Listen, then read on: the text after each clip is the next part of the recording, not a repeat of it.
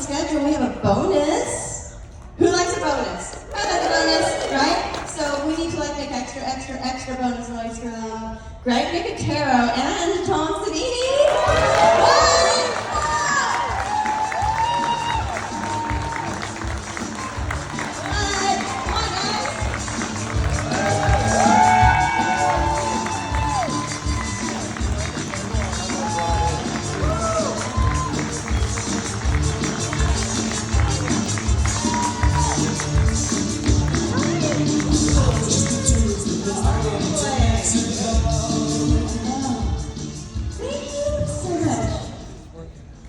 Is number one on?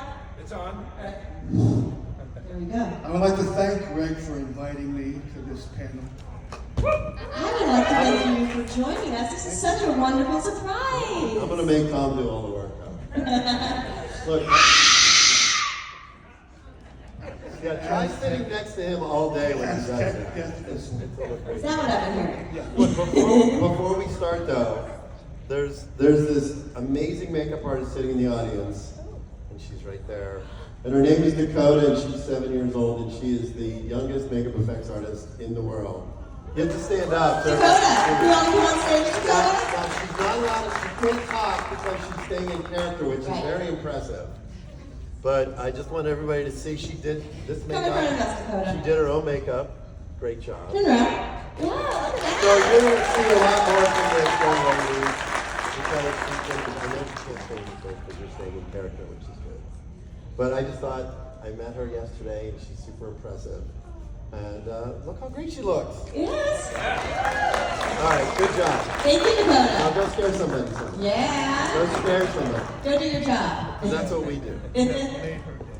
Oh, Yeah, made her life. truly, Dakota, that is phenomenal. I can't believe that.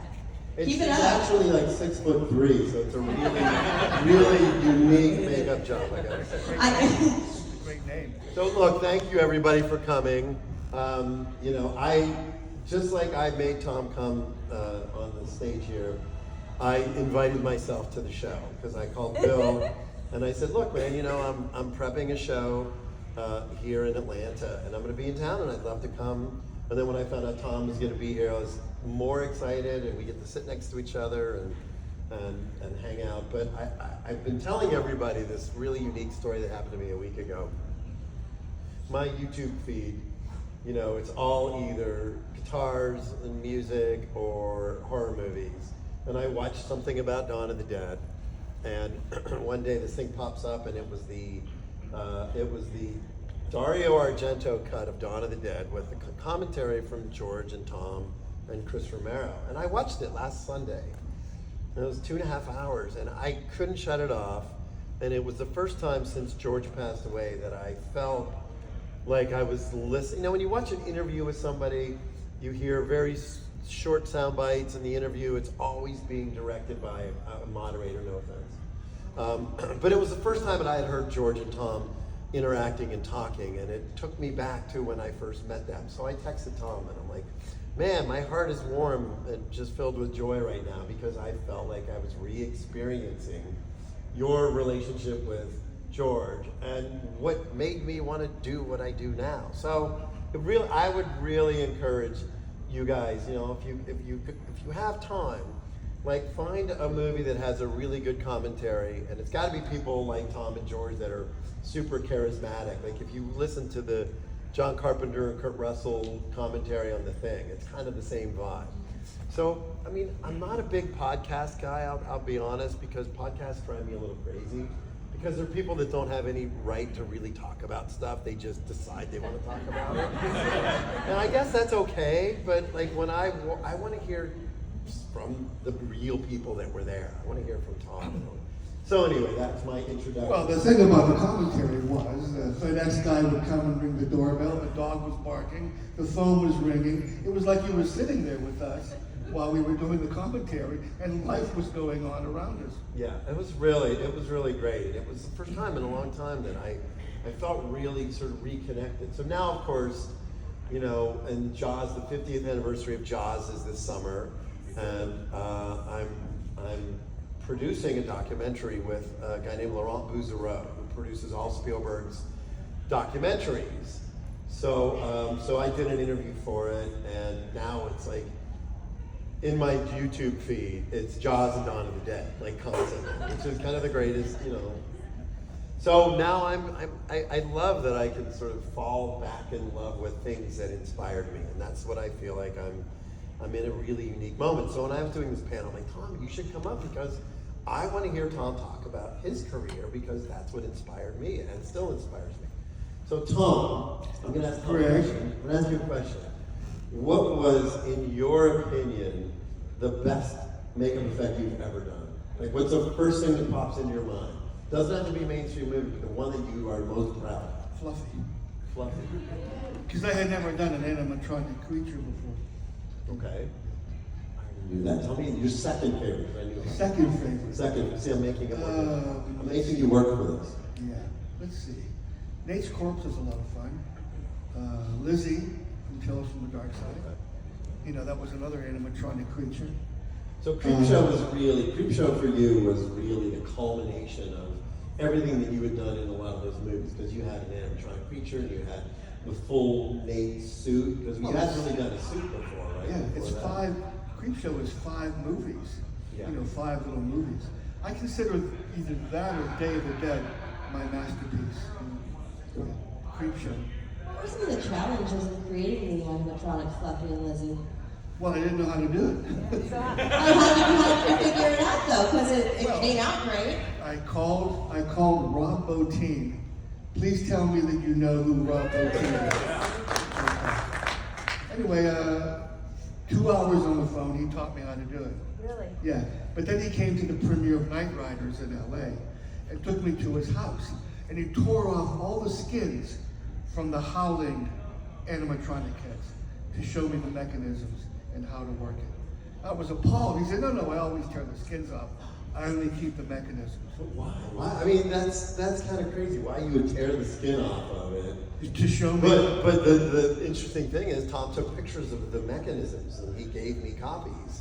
So I have photos of like what the understructure of the Howling transformation heads look like. The John Carradine head. Yeah, which are amazing. You know, the thing about Rob, which a lot of people don't realize, is a lot of it is expression and the position of the heads. You know, if you watch Seven, which I just watched Seven the other day, and Rob Bottin did the makeup effects for that.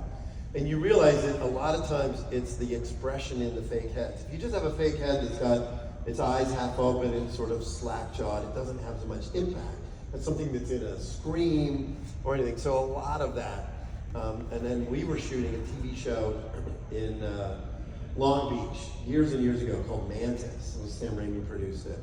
And Henry Alvarez had his shop there. Henry was Rob Bottin's right-hand man.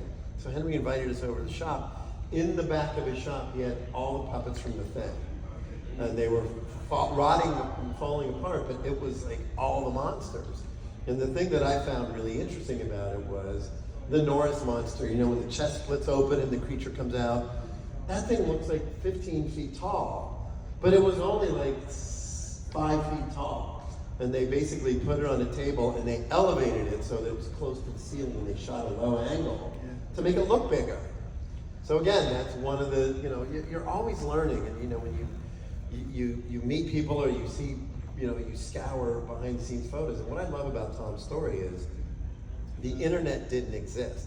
The only way you learned about special effects was from Dick Smith, because Dick was the one person that would share his process and his techniques, or you'd have to call people. You know, I was watching Raiders of the Lost Ark like 2 years ago. And I'm good friends with Chris Wallace. And unfortunately, Chris he's lost his hearing, so he can't hear anymore. But I text him a lot. You know, Chris Wallace did Gremlins and The Fly. And The Melting Head came up. And I texted Chris, and I'm like, I'm watching your work on Raiders of the Lost Ark, and I just have to say that The Melting Head is one of the greatest effects ever. And he said, yes, Spielberg is quoted as saying it's his favorite shot in the movie. And then after that, he said everybody in Hollywood would call him and say, how did you do The Melting Head? Because now everybody wanted to put a melting head in their movies. So what's unique about what we do is you see something, you're inspired by it. Not only do you want to emulate it by recreating it in your own image, so to speak, or your own voice. But you also get a chance to pick the brains of people who inspire you. So that's what reminded me. You told the Rob Bottin story. I remembered about the Chris Whalen story, and the fact that we didn't have the internet, so you couldn't just type in Indiana Jones melting head, and they show you how to do it. And there's 10 interviews. You know, you had to scour Famous Monsters magazine or Fangoria and look at the pictures that were on the shelves of what the supplies were. I'm gonna let you talk. She's sitting out there like, no one wants to hear me. Go on, continue. No, but I mean, I think that's what makes our generation of makeup effects people filmmakers as well as effects artists, because you had to work at it, you know, and you have Frank Darabont and Eli Roth and Quentin Tarantino and Damien and a lot of these people who, you know, when you didn't have the internet at your disposal, you had to fight to get the information. Did you see the fan? Did the fan come up to your table? He had the Dick Smith blood formula. Yeah, on his T-shirt. No, really? Yeah, he's probably here, Dax. No, he's not here. All right, we're not going to say anything nice about it. Is he in here? Is the guy in here with the blood? No, his name was Dax. But anyway, it was kind of Dax, young Dax. Yeah. Now he's I know what it is yet, but now You remember his name? we all know Dax. Okay. Yes, Well, I try to, don't hold me to this, but I try to remember people's names when they come to the table. So. Well, Dax is very, very active in Atlanta and at this convention scene, and he was interviewing people when he was so young. He has a little podcast. Yeah, and now it's a big podcast to match his grown-up body. I was like, when did Dax grow up? When did he get taller than me? You know? Oh my God. Yeah, Dax is great. Okay, so like you asked him, what was your most challenging event, sir? I would say the one that I'm most proud of is Mickey Rourke's makeup in Sin City, the Marv makeup. Only because we had Frank Miller as part of the creative team. It was Robert Rodriguez and Frank Miller. And you know, I remember one time we did a test makeup at the shop, and Frank came and he said, "This is the way I drew Marv." And he did a drawing of Marv's profile. The big forehead, and then the angular nose, and then the big chin. And he said, "This is signature Marv." And he did the sketch. And I thought, okay, now I have to take the DNA of that sketch and translate it onto Mickey Rourke's face. And Mickey is notorious for not wanting to wear makeup. Like, he destroys makeup trailers. So we did everything we could. We would put pictures of naked people on the mirror to distract him. You know, we hired different makeup people to just come in and like literally tap dance in the room while we were, just so he wouldn't remember that we were putting makeup on him. But you know, Gino Cornali and I, and a guy named Chris Nelson, we did his makeup, and then we had a double makeup, and you know, it really was a great example of somebody's physicality. You know, it's like Ron Perlman as Hellboy, that he brought the character to life. You know, it's not just about putting makeup on people, but the character, the actors that wear the makeup have to bring it to life. Otherwise, it's just pieces of rubber glued to their faces. So we were very fortunate that Mickey was very committed. I remember the first time he was in costume. He had the white beater and the black trench coat, and we had the wig and the makeup, and he walked on set, and Frank Miller, probably not even realizing it, slowly backed away from him as he approached. Because then Frank Miller said, this was this murderous character that he, in his mind, had written and drawn and created. And now the guy's really live, walking towards him. And Frank was kind of like, trying to get out of the way. Didn't you have to do something special? Like, because it was black and white, like the bandages were like a different color? We had, the bandages were orange. Ah. Yeah, the trick with Sin City was because we were shooting it in black and white. Like all the blood effects, we used milk. Because if let's just say you want to do a head squib and you use fake blood. Fake blood atomizes into little droplets very quickly. So a lot of times when you see squibs in movies, it just disappears. But milk has a different consistency because it's got that ability to like sort of spread out in chunks. So we literally set up a black screen in the parking lot, and we loaded air mortars with milk, and we shot them at different frame rates. And then they took the white milk and then they added whatever color they wanted to it. So when you watch Sin City, all the heads and all the blood gags were milk. And then like a week later, boy, did it smell out there because nobody cleaned up the milk that was all over the Say it must have stunk. Oh, it was horrible. Well, in Singing in the Rain, when he's dancing in the rain, there was milk in the water, so you would see the raindrops. Oh, I see. Yeah. I didn't know. Yeah. Interesting. Do we have any audience questions right now? Right there. I've had one every time. Okay. Before, for you, Tom. Okay. I know you. What? I know you started on The Exorcist, right? On what? The Exorcist. Exorcist. No. No, I didn't do I that. thought you did. I'm No. so sorry. But Ask the question anyway. We might know the answer. okay. Well, that's that. Okay. What do you think about working with Stephen King? Oh, with Stephen King. No, he is just a big kid that happens to be a genius. You know? Yeah. And aren't you doing? Didn't you do some of the effects that's on Monkey Shines? I did all the stuff. That's what I thought. Yeah. So. But also Creepshow. He was in. Yeah, I knew he was in Creep Yeah. Show, but He was missing one day, and I was on my way to a war surplus store to buy something. And I'm driving there, and here comes Stephen King in the middle of a 6-lane highway, walking on the median strip, drinking a Perrier, and reading a book. So I wasn't surprised when I heard he got hit by a van. is it true though that I know that he has to sleep with a nightlight on because his mind is so like. Oh, I don't know anything about that. But But he had Fluffy on his word processor for a long time after Creepshow. I had given him a mask or something. Wait, so what you're saying is Stephen King is just a big kid? He's a big kid, yeah. Yeah, I wonder who else I know on the stage. So y'all got along great. Yeah, I was going to say, you We're all described big- yourself. We're all big kids, yeah. Yeah. True. Greg and I are constantly reminding each other that kids do what we do all the time. You know? Greg, Hey, I know you. I've had Hi, the Mark. so I've had the pleasure of seeing you direct, which is fun because again, you're a big kid on set. What are you most proud of in all the directing you did on Walking Dead, as far as sequences or whatever? 'Cause you did some pretty huge and amazing stuff on there. Yeah, it's kind of funny. Thank you. He was our storyboard artist, by the way. Drew all our storyboards. And he would cut together little animatics, so you'd come to the conference room and he'd pop a DVD and all the storyboards were put to music and sound effects, and him and his wife or his kids would all do the sound effects. So we're like, oh, everyone's like, what are we shooting? Like, I don't know, it's right there. I'm like, what's he doing?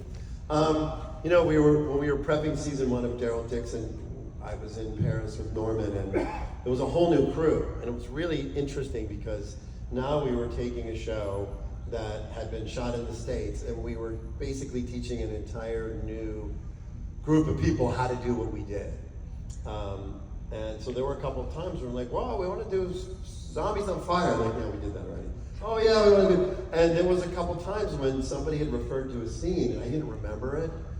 And then they would call it up on YouTube, and I'm like, oh wait, I directed that scene. Because there's a lot of stuff. Like, Well, you directed 40 episodes. 40 episodes. I think one of my favorite episodes is the episode where the zombies invade Alexandria and Carl gets shot and they have to fight all the zombies. And the funny thing about that episode was originally it took place all during the day.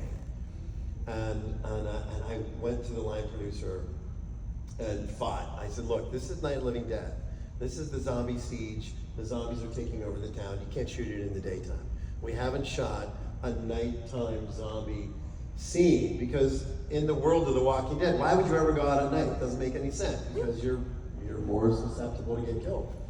So we fought to make it at night. And, again, being fun and creative. There was the scene where Alex Breckenridge's son gets bit by a zombie. And I'm like, okay, we don't have a lot of time. We can't put a bite on him. We can't how are we gonna fucking do this? So Gino Crignali played the zombie, and we made a pair of dentures with a blood tube in them. And the blood tube ran up his neck and into the dentures. So when he bit on the head, we sprayed blood out of the dentures, and the blood ran down the kid's forehead. because we didn't have time. We didn't have time to put an appliance on him. So we literally were like, okay, well, you need to see blood instantly. That's the thing on Walking Dead, you know. Television schedules, you know, now they can do it digitally, but if you don't see blood within the first 3 seconds, they'll cut out of the effect because you need the blood to make it work. So I'm like, how the fuck are we gonna do that? And I'm like, oh, well, why don't we just put a tube in the dentures so the dentures bleed. So the minute that his teeth touch the kid's head, I'm cueing the guy with the blood pump, and you see the kid look up and then blood running down his forehead. So it was, you know, the great thing about Walking Dead was we had 12 seasons to continue to refine what we did. And it's not like a movie where it's like, oh, we got to take 45 minutes and clean up the blood and reset. We had like 10 minutes between takes. So everything that we did had to be, we tested so many zombie bites. I have literally, my computer is filled with different versions of like how to tear flesh off somebody's forearm because we had to match It's a living, you know. It was, and it was fun because we ended up getting to the point where it's like, take a piece of leather, put a zombie bite on it with some Velcro, and then put a blood bag on top of it, and then when the zombie would grab, you'd have the zombie cover the edges of the leather. So the zombie's basically hiding the edges of the appliance. And leans in and bites, and as soon as you cut to them pulling back and the blood bag exploding and blood. And then when it takes over, you just unvelcro the piece and keep shooting. So we had to literally redesign how effects could be done so that they could be done quickly and that they were for maximum blood impact. Well, that reminds me of my favorite thing was you had the actors kneeling in a trough and somebody was smacking them in the back of the head with a baseball bat, cutting their throats. You didn't put appliances on them, you put tubing on them, and the visual effects guys erased the tubing. Yeah. So the blood came out without having to put appliances on. Yeah. Working quickly. And we did that because I said, well, you know, we'd probably need an hour and a half to take the person away and put the slit throat. And then I'm thinking, okay, well, we don't have an hour and a half. But we do have visual effects, and one of the greatest tools that visual effects does in terms of what we do is you use it to augment. So you can erase the tube. So the visual effects guy would erase the tubing. And then what that does is the minute that the blood would go and the blood would start to spray, then it would be almost instantaneous. So the knife would go across, and the blood would start pumping, and they would just erase the tubing. Yeah. So a lot of stuff that we do, bless you. Did you sneeze? No. Oh. I sneezed, sorry. I'm hearing you.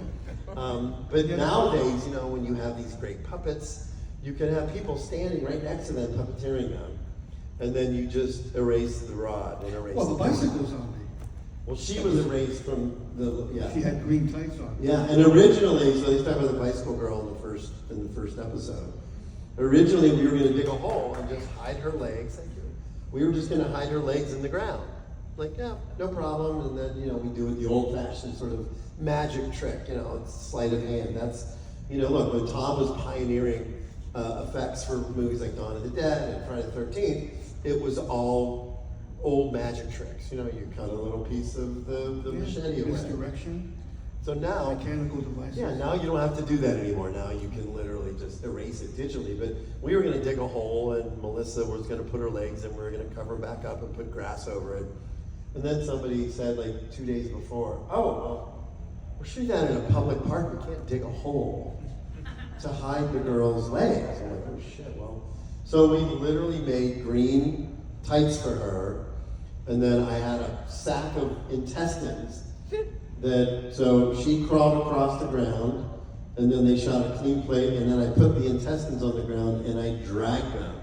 And then the VFX guys put all that stuff together. And you know, that had never been done on TV before. Zombies had never been on TV before The Walking Dead. So it was pretty wild. And then people were like, how did you guys do that? Like, was it a puppet? Was it this? Was it that? How did you do it? And I love that our responsibility is to use every trick in your arsenal. Can't hear you. Creep show has been very enjoyable on Shudder. Is there going to be more Creep show? Yeah, you know, we did 4 seasons of Creep Show.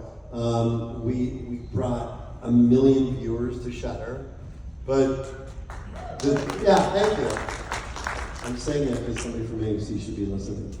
But you know, the unfortunate thing is, you know, they start slashing production costs, and you know, the last I heard, they wanted to cut the budget in half, move the show to Canada, and not have any SAG or Directors Guild or no unions, nothing. It just needed to be super down and dirty.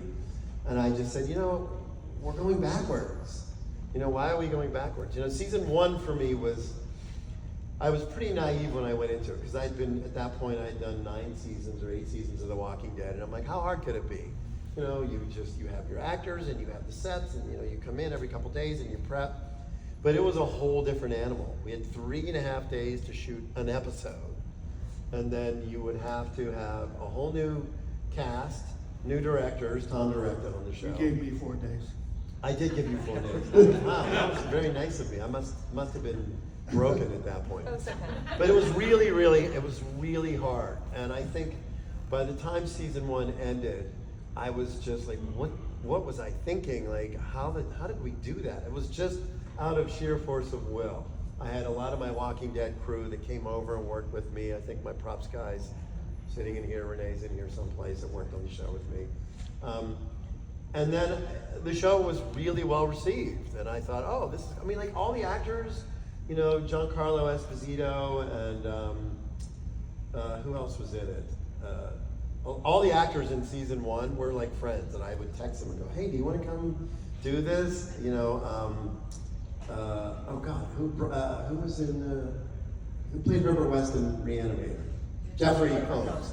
I called Jeffrey Combs. I'm like, hey, you want to come do a cameo? And he came in and he played a Nazi soldier in the werewolf episode.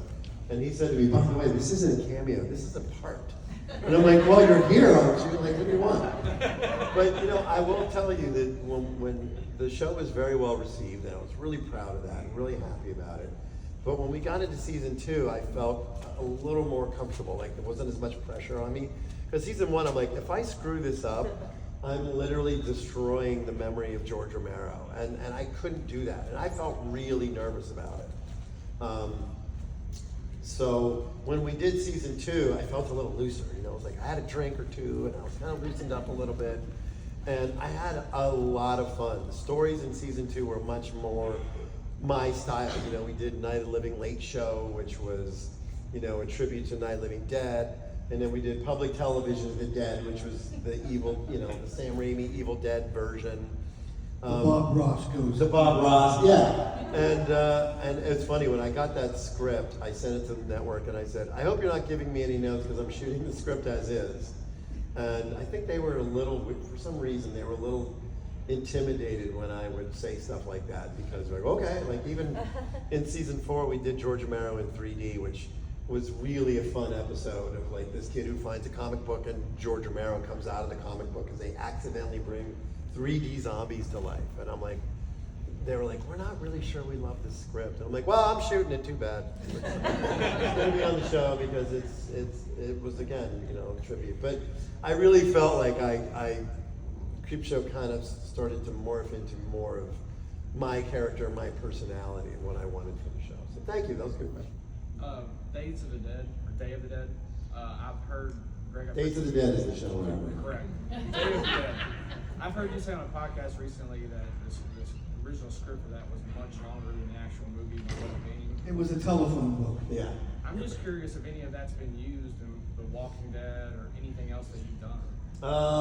You know, a lot of the Fiddler's Dream stuff in Land of the Dead came from some of what George had done. You know, I just reread that script recently, the original script.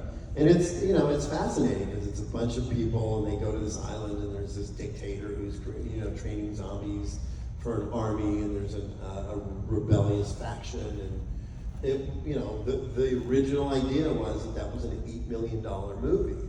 And It was Raiders of the Lost Ark. It was Raiders of the Lost Ark with zombies. That was what I think I got. I think I said that once in an interview like 30 years ago, and now everybody uses that. But you know, the thing was, it was an $8 million budget, but the distributor said, well, if we're going to give you that much money, it has to be rated R. It can't be unrated. And George, look, George was much more of a maverick than a lot of people realize, because if somebody says you can't do it, George would be like, oh, really? Well, fuck you. Guess what? Watch me. So, and you have to realize that it was his sort of independent spirit, him and Toby Hooper and Sean Cunningham and Wes Craven, that created the genre now that we all love. It's because when people told them you can't do that, they did it anyway. So with Day of the Dead, it was like, well, screw you, I'm gonna make the movie I wanna make. And they said, well, then we can only give you $3 million. Only 3? Yeah. So George had to take the script and cut most of it out, like all the locations and the island and they had to cut it all out. So Day of the Dead became a much smaller movie than George had initially intended. And interestingly enough, that's his favorite. Like he's still, in interviews, I'm saying to this day. But I saw an interview recently where he's like, yeah, that's my favorite of all of them. And I think because it was a fun, we had a great time shooting it, and I think George was very comfortable doing what he did. But that's why it never got made. And I know when we did Land of the Dead, there was a lot of some of the themes that he had wanted, like Dennis Hopper's character and stuff like that, was stuff that he had intended for Day of the Dead that we never shot. Yeah. Okay. Thank you for putting us on the horror map down here in the South. Oh, you're welcome. Absolutely appreciate it. I do horror travel. It's one of my favorite things to do. That's one of the biggest characters in the movie is the location. And Western Pennsylvania is a mecca, and I go there every single year without fail. I'm curious, what do you guys do? You have any insight on what's going to happen with Walmart's purchase of the Monroeville Mall? Nobody knows, It's incredible. and I don't care. No? No. Doesn't bother you? What can we do? Yeah, well, you're right. I was going to ask if there was anything the regular folks like us could do. Well, we're kind of worried about George Romero's bust. Yeah. What's going to happen to that? It might go back to the artist. Christoph Brakis might have to go there, Greg. And take it, yeah. Take it, yeah. But he has the mold for it. Yeah. So we're kind of worried about that, but who knows? Who knows? It's a historical landmark, I think. They should leave it alone. Behind you, that. Wait, let me add to that, because I love doing that too. I think you and I did a convention in DC, and we went to the steps at the Exorcist house, and and of course it's funny, you're in DC and you go like, oh, Logan's Run, there's the, So I love doing that. They're doing an 50th anniversary celebration in Martha's Vineyard in June for Jaws, and they invited me to come. And talk about a place that really hasn't changed. A lot of places they remodel them and they change them and they look different. But that was the cool thing about the mall, is that the mall never really changed. You could still go in there. If you ever went on the tour of the boiling room, you'd walk in and you'd hear the sound of the boilers, and they never remodeled it. So you felt except the food court. That's food court. Where the ice skating rink was. Yeah. So I love doing that. I love going to locations and you kind of stand there, and that's the thing that I love about horror fans is they want to celebrate it by coming to conventions and meeting the people or going to the locations. It's as close that you could be to being there or being in the movie. And one thing that I learned from Tom, one of the many things, was when he was starting effects, he always documented everything. He had a VHS camcorder, and you'd plug it into the VCR and you would record. So when we did Day of the Dead, I became the de facto videographer and filmed everything. So all the DVDs, all the stuff you see on all the DVDs from Day of the Dead was footage that I was shooting for Tom and for George. And back then there wasn't NDAs, and they weren't worried that you were going to spoil the movie or post it. You just shot it. So same with Evil Dead 2. We did Evil Dead 2. I was on set every day with my camera and all the special features stuff. And I've had people come to me over and over again, thank God did you documented that, because you saved it for future generations to be able to experience what it would have been like. And that was all because of Tom, because Tom learned it from Dick Smith. Yeah. And I don't do it as much anymore. Now we have phones and you can just pull your phone out and film stuff. My phone, if anybody ever hacked my phone, They're never going to find any nudes. They're never going to find anything scandalous. But there's a lot of dead bodies, and a lot of zombies, and a lot of severed heads. So that's what they'd probably be like. We're going to blackmail you with all the nudes we found on your phone. I'm like, yeah, sorry, but we're going to call the cops. I'm like, oh shit. How do I prove to everybody that I don't? Well, you just answered the question for me, because my question is, why do people go to locations and stand there? Hey, this is where they shot. So what? They're not shooting the movie right now where you're standing. But we've done No, it. no, but you said the steps. Yeah. To me, that's a whole different.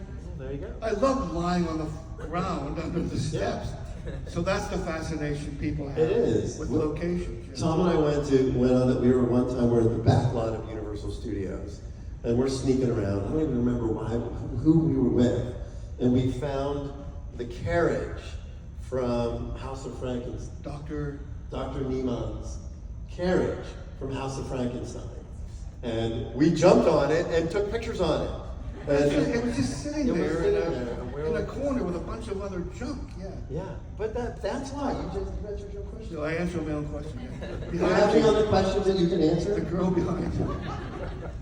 Yeah, so after seeing Romero's amusement park, that's a completely different level of scary and fear, because it's the fear of getting old and being in a society that, especially in America, that doesn't take care of the old people.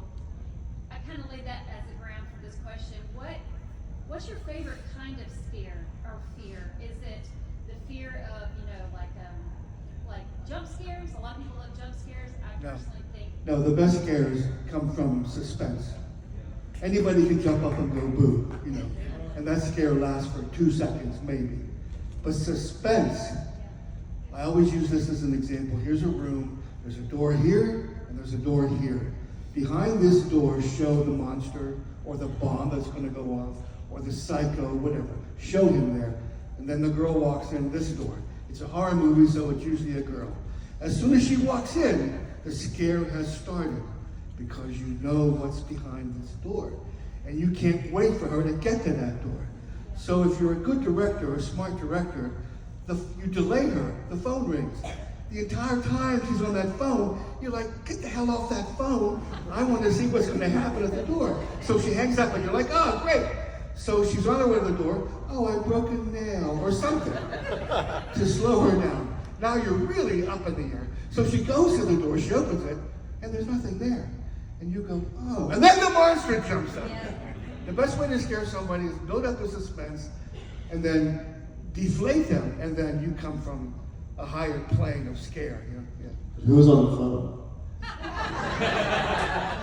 See, that doesn't matter. No, I know. That doesn't matter. But wait, but I agree wholeheartedly with Tom. But look, horror goes in cycles, and I have found I get really frustrated because I want a monster to just be a monster. It doesn't, like Smile 2. My daughter's 19. Dad, Smile 2. So I Wait, watch it what? and I'm like, Smile 2? Smile 2. Oh, smile.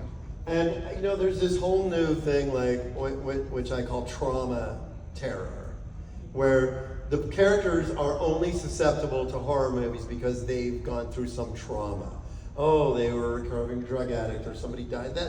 That's like a new thing in Hollywood in the last, I don't know, maybe 4 or 5 years, where they can't write a movie without telling you that their lead character has gone through some trauma that makes them susceptible to the horror that's about to happen. Fuck that, who cares? Like in American Werewolf in London, it's 2 guys walking across the moors. Oops. Yeah. And an alien. It's like they're miners in space, and the monster shows up. Do we know anything about Ripley's character or backstory? No, and you don't. In a lot of instances, you don't need to, because you're learning with that person, whatever this trial or tribulation is. So that bothers me. I get really tweaked and I think honestly, it comes from people who write horror movies that don't understand horror. Because you have a lot of people like, I'm gonna write a horror movie, and they write a horror movie, but they've never written a horror movie. And then all of a sudden, look, the first Smile was fine and fun and it was okay, but then they're like, oh, well, this is what we have to do. And I met the director, great guy. But I wanna I want to go on a journey with. I don't want to learn a lesson in a horror movie. Like I just don't. I just want to have fun, you know. And the monster can be. Let the monster just be the monster without But like. the monsters are getting stupid, okay? Like, I hate fucking Chucky. Right? He's a dog. Kick him across the room. The only reason he kills anybody is because they're stupid enough to trip and fall in front of him. The monsters are getting stupid. I never thought of that. Well, thank you. Yeah. Hey, can Sorry I about ask that. you one more thing? What? I just thought it. You did Bray Wyatt's mask. Yeah. Okay. So, did you get a relationship with him, and did it like bother you when he passed away? Or Yeah, he's a pal. Yeah. He's a friend. You know, we all took it.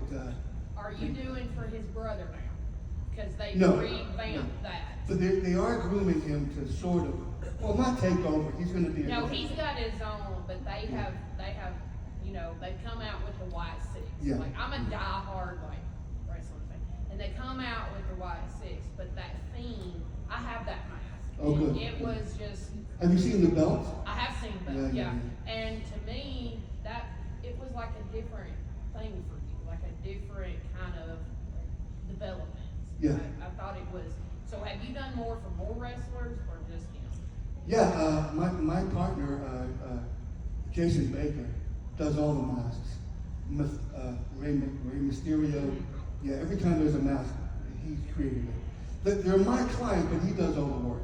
See, I have the friend that makes Robert Adams. You know who I'm talking about? No, He makes no. he makes their costumes and stuff. Oh, You want to switch? I'll come sit there. somebody We have time for one more, so pick good, Tom. right there. Yeah. Yeah. I got two. I got one for Scream it Tom, out, one okay? for Greg. Because I don't hear very well. I got one for you, and I got one for Greg. Oh, do Greg. Greg, Yeah. what do you feel like was your most gut-wrenching death in The Walking Dead? Personally, losing a character, Well, there's so actual many. actor or Yeah. actress, and in the show. Well, you know, there's more than one. I mean, you know, Glenn's death was gut-wrenching because for a million reasons. First and foremost, because I was at Comic-Con sitting next to Steven when that issue came out, and we opened the page and saw his eyeball sticking out, and I remember looking at Robert Kirkman and going, "What? You're killing Glenn like that?" And then, of course, 3 years later, I ended up directing that episode. And, you know, Frank Darabont said to me, who created Walking Dead, he said, "I would have never done that." Which I agree with. I would have never killed Glenn. It just, the show, it just was too mean-spirited, and we probably could have benefited from veering from the source material a little bit there. Because I think it changed the show, not in a good way. And it was hard to do because we knew it was coming for like 6 months. You know, we're like, oh, this happened in issue 89. It happened in issue 92, and Steven would come up to me like, it's coming. You know it's coming, right? I'm like, yeah, dude, we all know it's coming. So that was really hard. The irony of that day was, Michael Cudlitz came one day and he sat in my office. He said, "Man, this is the best job I've ever had. I love this job so much." And I'm like, "Dude, you're not going anywhere. Are you kidding? We love you." 1 in the afternoon, at 4 o'clock, production meeting. "Hey, so we're gonna kill Abraham." And I went, "Wait, I just told him he can't go anywhere. What are you talking about?" And that, you know, and even like, I think the other one for me would have been Scott Wilson. Because he saw it coming too. You know, the actors aren't, they're like, "I'm getting a lot of really good material this season. That's how I'm gonna die." So he and I would watch football together on Sundays, and he's like, "I'm going, aren't I?" I said, "Dude, I don't know, man. I haven't heard anything."